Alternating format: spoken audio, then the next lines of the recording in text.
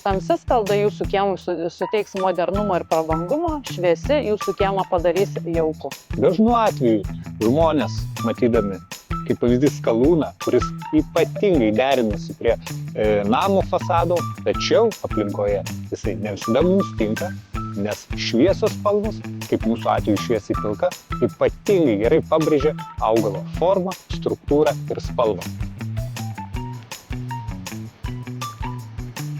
Natūraliausiai atrodo pilkiatspalviai, juoda, kreminė ir smėlio spalva.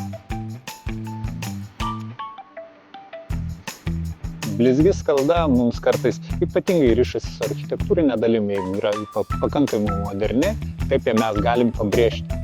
Tačiau natūrali skalda, jinai bet kokiu atveju visada geriausiai yra tinkama gamtoje.